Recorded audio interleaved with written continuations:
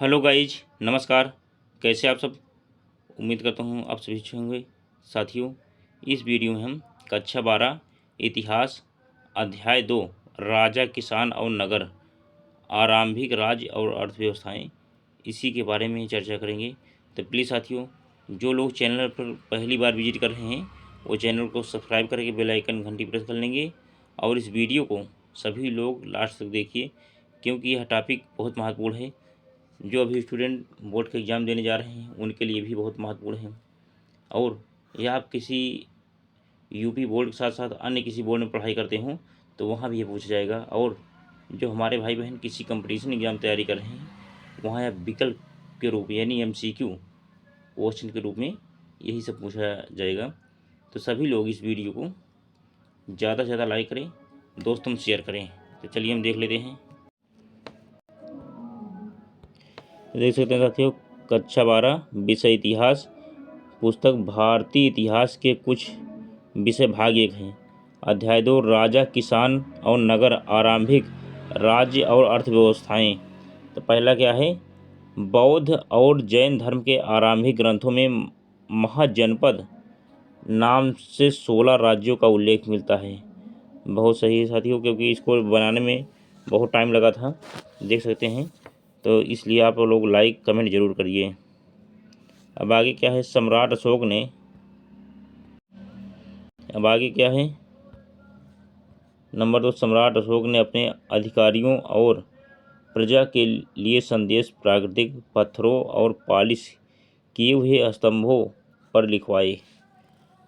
Number 3, Ashok के शिलालेख सबसे अधिक प्राकृतिक भाषा में लिखे गए थे, क्योंकि शिलालेख लिखवाने की परंपरा सर्वप्रथम अशोक ने ही शुरुआत की थी। आज जो सड़क का उद्घाटन होता है देखिए, तो उसमें क्या होता है, ये सड़क कितने किलोमीटर बनेगी, इसकी लागत क्या है। तो इस तरह से पहला शिलालेख जो है सम्राट अशोक ने ही लिखवाया था। अब क्वेश्चन नंबर नंबर है, क्वेश्चन नहीं नंबर है, क्योंकि ऐसे सीधे सीधे नंबर दिया गया है। अब आगे देखिए, प्रयाग प्रशस्ति की रचना करने वाले हरिसेन समुद्रगुप्त के दरबारी कवि थे। चलिए इसके फिर से देख लीजिए। अशोक के शिलालेख सबसे अधिक प्राकृतिक भाषा में लिखे गए थे। प्रयाग प्रशस्ति की रचना करने वाले हरिसेन समुद्रगुप्त के दरबारी कवि थे। नंबर 5 देखिए, मौर्य साम्राज्य के सबसे शक्तिशाली महाजनपद का नाम मगध है। मगध कहाँ है? बिहार, पटना बिहार को ही पहले मगध होता था। सम्राट अशोक के समय, चंद्रगुप्त मौर्य के समय, तो वहीं बैठ के पूरे भारत में शासन किया था। तब भारत, नेपाल, अफगानिस्तान, चीन, बांग्लादेश, कई देश और थे इसमें। अब उसके बाद पाकिस्तान, अफगानिस्तान सब इसी में था, भारत में ही। इसके बाद क्या है? मगध की राजधानी को पाटलिपुत्र स्थानांतरित किया गया। कब? मौर्य काल में। अर्थशास्त्र पुस्तक के लेखक कौटिल्य थे। चलिए देख लेते हैं, स्क्रीनशॉट ले लीजिए इसका। नेक्स्ट देखिए, ब्राह्मी और खरोष्ठी लिपि का अर्थ जेम्स प्रिंसेप द्वारा निकाला गया। कब? वो नंबर 9 देखिए, कुषाण शासकों के बारे में सिक्के, मूर्तियाँ और अभिलेख से जाना जाता है। 10 क्या है? समुद्रगुप्त यानी गुप्त शासक समुद्रगुप्त बहुत अधिक शक्तिशाली और प्रसिद्ध था। नेक्स्ट 11 नंबर, कुषाण शासकों ने स्वयं को देवपुत्र कहा। भारत में पहली शताब्दी में सोने के सिक्के कुषाण साम्राज्य ने जारी किए। 13, सम्राट अशोक को प्रियदर्शी यानी देवताओं का प्रिय कहा जाता है। देवताओं का प्रिय, इसीलिए प्रियदर्शी लगा हुआ, प्रियदर्शी के नाम से संबोधित किया जाता है या जाता था। मौर्य काल में 3 सरदारियों चोल, चेर और पांड्य का जन्म हुआ। मगध की राजधानी गृह थी। उसके बाद इलाहाबाद स्तंभ, वर्तमान में प्रयागराज। इलाहाबाद स्तंभ शिलालेख की रचना प्राकृत भाषा में की गई है। अब नेक्स्ट, जिसने लोगों को भूमि दान में दी वो शक्तिशाली रानी प्रभावती गुप्ता थी, यानी प्रभावती गुप्त थी, गुप्त वंश के ही। ठीक, जिसने लोगों को भूमि दान में दी वो शक्तिशाली रानी कौन थी? प्रभावती गुप्त थी। चलिए स्क्रीनशॉट ले लीजिए इसका। नेक्स्ट अब आगे क्या है? प्रयाग प्रशस्ति की रचना हरिसेन ने की थी, क्योंकि प्रयाग के बगल हरसेनगंज है ना, वहीं के हरसेन रहने वाले थे। उसके बाद क्या है? मगध के विकास के शीर्ष मौर्य साम्राज्य का उदय हुआ। इंडिका मेगास्थनीज द्वारा रचित है। नेक्स्ट मेगास्थनीज चंद्रगुप्त मौर्य का दरबारी कवि था। नेक्स्ट मगध की सत्ता का विकास और विभिन्न व्याख्याएं। अब आ गया प्रारंभिक लेखकों ने मगध के विकास और प्रसिद्धि के लिए निम्नलिखित व्याख्याएं दी हैं। क्या है? यहाँ लोहे की खदानें उपलब्ध हैं, जिससे अधिक मात्रा में उपकरण व हथियार बनाना आसान हो गया है। स्क्रीनशॉट ले लीजिए साथियों। यहाँ तक देखिए, मगध की मिट्टी उपजाऊ थी, इसलिए यहाँ कृषि से उपज में अच्छी प्राप्त होती थी। नेक्स्ट क्या है? मगध के जंगलों में सेना के लिए हाथी पर्याप्त मात्रा में मिल जाते थे। नेक्स्ट क्या है? जल परिवहन सस्ता और सुलभ था, मुख्य रूप से गंगा और इसकी सहायक नदियों में। चलिए स्क्रीनशॉट ले लीजिए इसका। अब नेक्स्ट देखिए साथियों, मगध छठी सदी यानी छठी से चौथी शताब्दी ईसा पूर्व के मध्य सबसे शक्तिशाली जनपद कैसे बना। अब आगे क्या है? राजगाह है यानी राजगृह बोलती राजगृह है, राजगृह नहीं, राजगृह मगध का एक किलेबंद शहर था, लेकिन चौथे शताब्दी में पाटलिपुत्र को मगध की राजधानी के रूप में चुना गया। यहाँ लोहे की खदानें उपलब्ध थी, जिससे अधिक मात्रा में उपकरण व हथियार बनाना आसान हो गया था। मगध मिट्टी उपजाऊ थी, मगध की मिट्टी उपजाऊ थी, चाहे जो बो दीजिए हो जाएगा, उपजाऊ थी। यहाँ कृषि से उपज में अच्छी तरह प्राप्त होती है। यहाँ के जंगलों में सेना के लिए हाथी पर्याप्त मात्रा में मिल जाते थे। जल परिवहन सस्ता और सुलभ था, मुख्य रूप से गंगा और इसकी सहायक नदियों से। जैन एवं बौद्ध धर्म के लेखों के मुताबिक के प्रसिद्धि का एक कारण महाराजाओं की नीतियां थीं, जिसमें बिंबिसार, अजातशत्रु तथा महापद्म नंद जैसे क्या है महत्वाकांक्षी शासक शामिल हैं। भूमि दान का प्रचलन और राज्य एवं किसानों के बीच संबंध क्या है? चलिए देखिए इसको।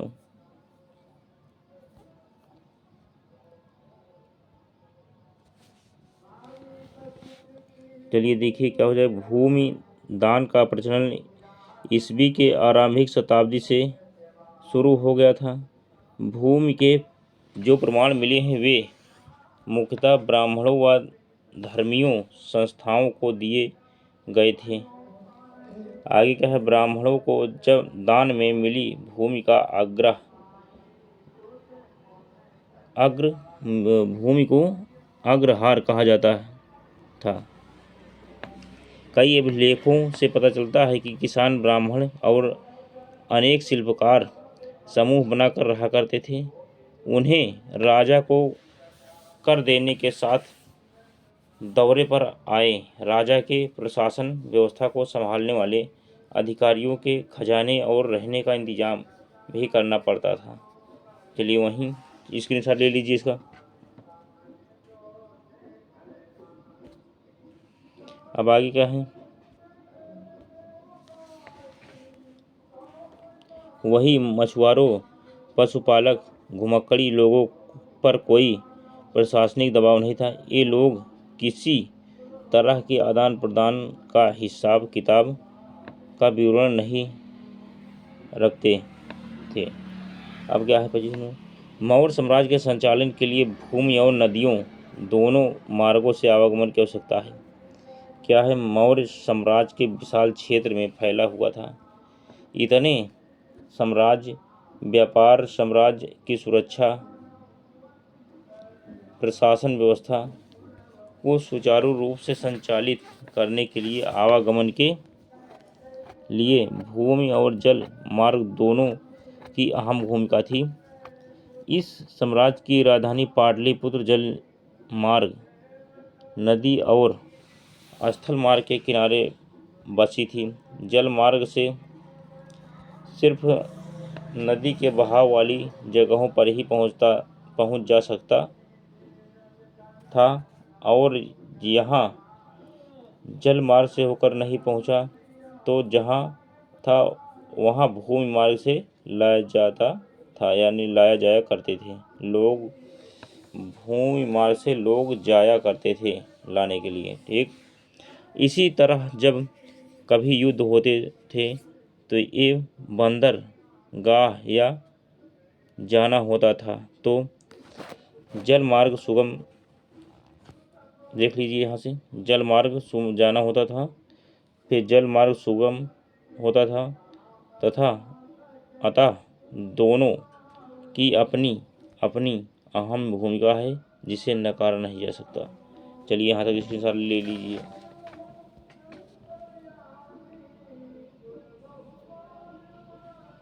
अब आगे क्या है, 6ठी शताब्दी ईसा पूर्व से 6ठी शताब्दी ईस्वी तक कृषि उत्पादन में वृद्धि के लिए प्रयुक्त तरीके। 6ठी शताब्दी ईसा पूर्व से 6ठी शताब्दी ईस्वी तक भूमि यानी तक कृषि आपदा में विभिन्न वृद्धि के लिए प्रयुक्त तरीके निम्नलिखित हैं। क्या है, सिंचाई के लिए नई तकनीक, उपज को बढ़ाने के लिए तालाबों और कुओं और कहीं कहीं नहरों का, यानी नहरों को यहाँ तक नोट कर लीजिए, सिंचाई की जाती थी। इस मसीह के लोग, मसीह मतलब इस सभ्यता के लोगों ने सामूहिक सिंचाई को भी विकसित किया। उस समय प्रसिद्ध लोग और राजा सिंचाई के लिए सुलभ साधनों का निर्माण करवाते थे। अब देख सकते हैं। अब आगे क्या है, हल का प्रयोग कहाँ हुआ, गंगा के पास धान की रोपाई और कावेरी की घाटियों के आसपास के क्षेत्रों में हलों के प्रयोग से कृषि की उपज में सबसे अधिक वृद्धि हुई है। इस समय जहाँ सबसे ज़्यादा वर्षा होती है वहीं लोहे के फाल वाले हलों से खेती की जाने लगी। चलिए स्क्रीनशॉट ले लीजिए साथियों।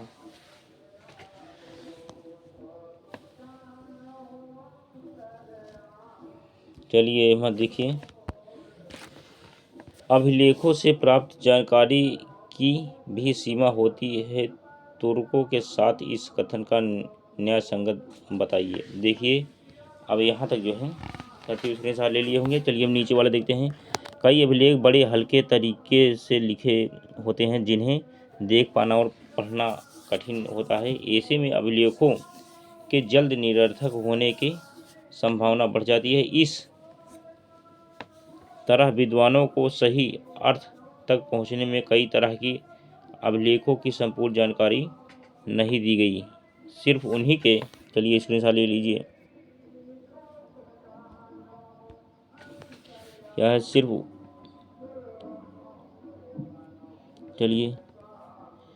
उन्हीं के विचार संकीर्ण किए गए हैं जो इन्हें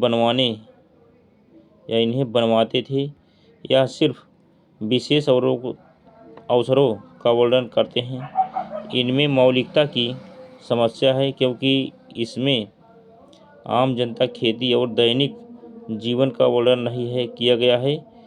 इस प्रकार ये अभिलेख महज निर्माणकर्ता पर केंद्रित हैं। आगे क्या है, मुद्रा शास्त्र का अर्थ और वाणिज्य विनिमय का पुनर्गठन, यानी मुद्रा शास्त्र ये है।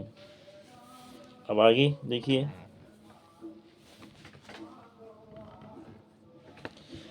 जैसा कि नाम से ही पता चलता है सिक्कों पर, इसको आप जैसे प्रश्न मानेंगे तो यही लिख देना।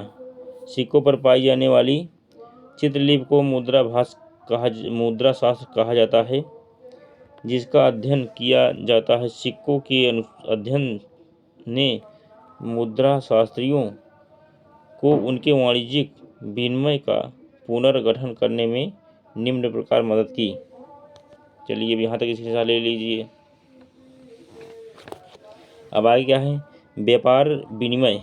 यहाँ से व्यापार विनिमय राजनीतिक सीमाओं से बाहर रोमन तक फैली हुई थी। इसका प्रमाण दक्षिण भारत के कई पुरातत्व स्थलों के में पाए गए रोमन सिक्के हैं। अब क्या है, मौर्य वंश के राजाओं ने आहत सिक्कों को जारी किया था। इसके अलावा धनी लोगों, व्यापारियों और कई लोगों ने भी इस तरह के सिक्कों को जारी किया। चलिए यहाँ तक स्क्रीनशॉट ले लीजिए। चलिए इसे नीचे वाला भी कर लीजिए। सबसे पहले चांदी और तांबे के आहत सिक्के किए गए। इन्हीं के आधार पर मुद्रा शास्त्रियों ने व्यापार विनिमय के लिए संभावित क्षेत्र का पता लगाया। सिक्कों पर चित्रलिपि का उपयोग न किया गया हो तो विनिमय करना उतना ही सरल नहीं होता। चलिए स्क्रीनशॉट ले लीजिए। नेक्स्ट देखिए, अब अगर विनिमय उतना सरल नहीं होता कैसे, जैसे पंजाब एवं हरियाणा से पाए गए सिक्कों से वहाँ के लोगों का व्यापार में रुचि तथा भागीदारी का पता है। अब देखिए, व्यापार में रुचि और भागीदारी का पता चलता है किसके द्वारा, यदि आप इस टॉपिक को पढ़ लेंगे तो मालूम हो जाएगा। पंजाब और हरियाणा में पाए गए सिक्कों से वहाँ के लोगों का व्यापार में रुचि तथा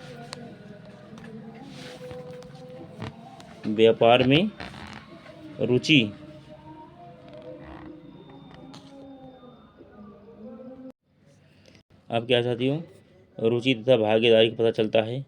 गुप्त शासकों ने जब सोने के सिक्के चलाए तो इनके माध्यम से दूर दराज के देशों से जुड़ना और अपने व्यापार को बढ़ाना सबसे पहले से और सरल हो गया है।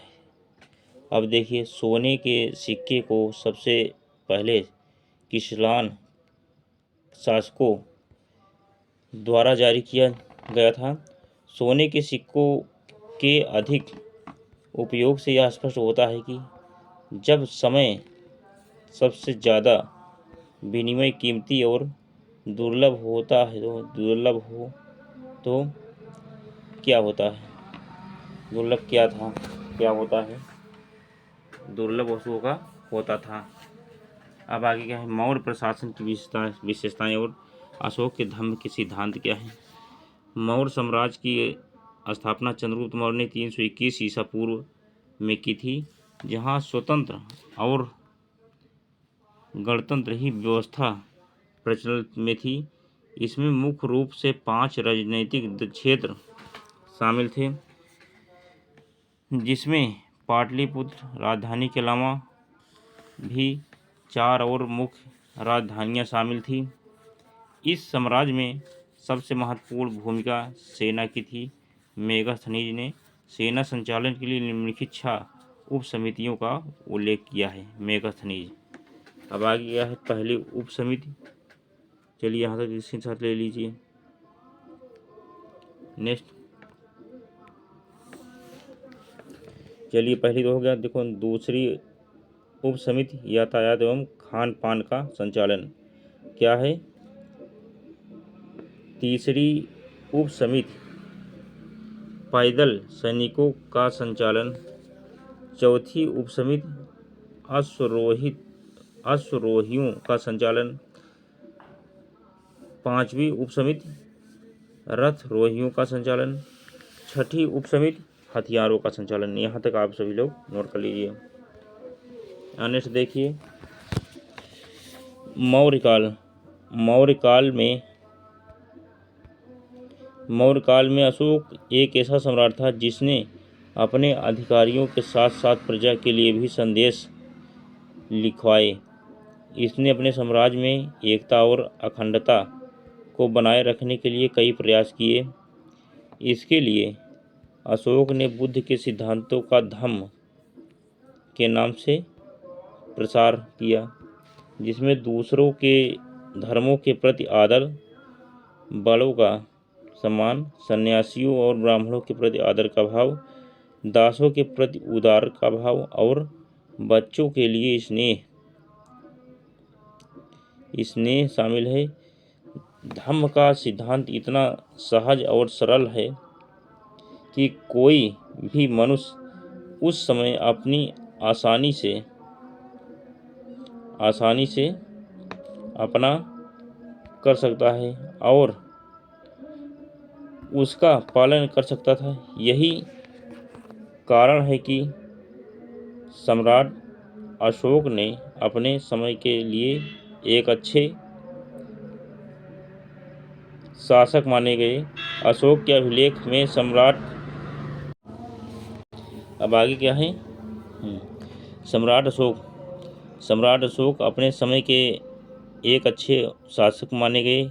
अशोक के अभिलेख में सम्राट अशोक को प्रियदर्शी कहकर संबोधित किया गया है। जिसका अर्थ है मनोहर मुखाकृति वाला। चलिए यहाँ तक इसके साथ ले लीजिए साथियों। अब नेक्स्ट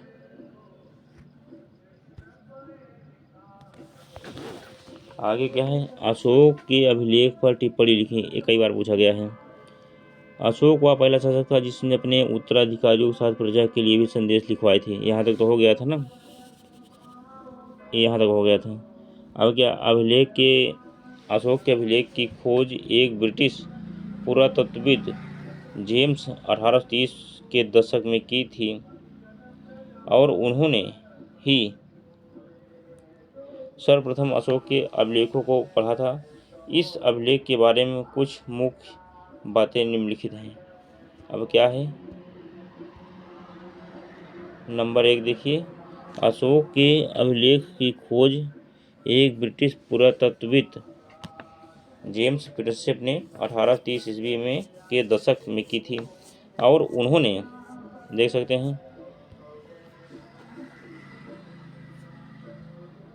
और उन्होंने ही सर्वप्रथम अशोक के अभिलेखों को पढ़ा था। इस अभिलेख में कुछ मुख्य बातें निम्नलिखित हैं। पहला क्या है, अशोक के अधिकांश अभिलेख प्राकृतिक भाषा में लिखे गए हैं। वही पश्चिमोत्तर भाषा से पाए गए अभिलेख यूनानी अरमाइक भाषा में लिखे गए हैं। प्राकृतिक भाषा में लिखे गए हैं। अधिकांश अभिलेख ब्राह्मी भाषा में लिखे गए हैं। चलिए स्क्रीनशॉट ले लीजिए इसका। आगे क्या साथियों, अशोक के अभिलेख की खोज एक ब्रिटिश पुरातत्वविद जेम्स प्रिंसेप 1830 के दशक में की थी और इन्होंने ही अभिलेख के बारे में कुछ मुख्य बातें निम्नलिखित हैं, उसको बताना है इनको। अशोक के अधिकांश अभिलेख प्राकृतिक भाषा में लिखे गए थे। वही पश्चिमोत्तर भाग से पाए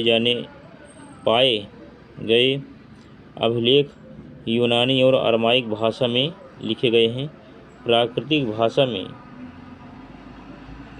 भाषा में लिखे गए अधिकांश अभिलेख ब्राह्मी लिपि में लिखे गए हैं। अब देख सकते हैं यहाँ पे अखा क्या है, अशोक को देवताओं के प्रिय होने की उपाधि प्राप्त की थी, जिसका जिक्र अशोक के अभिलेखों में मिलता है। इन अभिलेखों में कलिंग युद्ध, अशोक के विचारों के साथ हृदय परिवर्तन और प्रशासनिक सुधारों के बारे में विस्तृत वर्णन मिलता है। चलिए यहाँ तक स्क्रीनशॉट ले लीजिए। गम क्या है, भारत में अशोक के सिंह शीर्ष को सरकार ने राष्ट्रीय चिन्ह के रूप में अपनाया। आज यह भारत के वीरों की एकता, अखंडता, उच्च आदर्शों, नैतिकता और प्रगति का प्रतीक बन चुका है। चलिए यहाँ तक इसी साथ ले लीजिए साथियों। अब आगे क्या है, चलो इसको भी देख लीजिए। अशोक के अभिलेख में सम्राट अशोक को प्रियदर्शी कहकर संबोधित किया गया था, जिसका अर्थ है मनोहर मुखा कीर्ति वाला। चलिए यहाँ तक इसी साथ ले लीजिए साथियों। नेक्स्ट देखिए, चलिए यहीं तक था, पूरा हो गया। चलिए हम फिर पूरा हो गया, पढ़ दे रहे हैं इसमें। देखिए, अशोक को देवताओं के प्रिय होने की उपाधि प्राप्त की थी, जिसका जिक्र अशोक के अभिलेख में मिलता है। इन अभिलेखों में कलिंग युद्ध, अशोक के विचारों के साथ हृदय परिवर्तन और प्रशासनिक सुधारों के बारे में विस्तृत वर्णन मिलता है। भारत में अशोक के सिंह शीर्ष को सरकार ने राष्ट्रीय चिन्ह के रूप में अपनाया।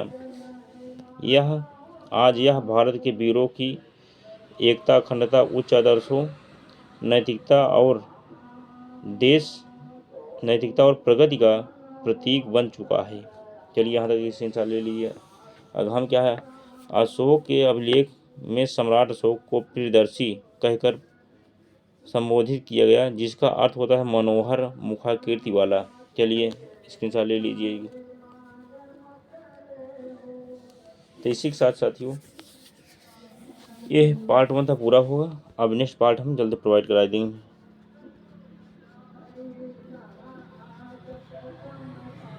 पार्ट 1।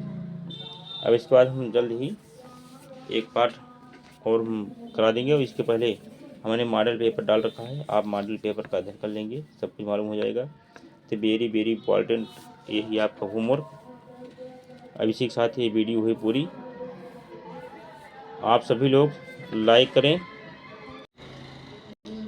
करें, कमेंट करें, दोस्तों शेयर भी करें। इसी के साथ साथियों मैं अपनी वाणी को विराम देता हूँ। जय हिंद, जय भारत, वंदे मातरम।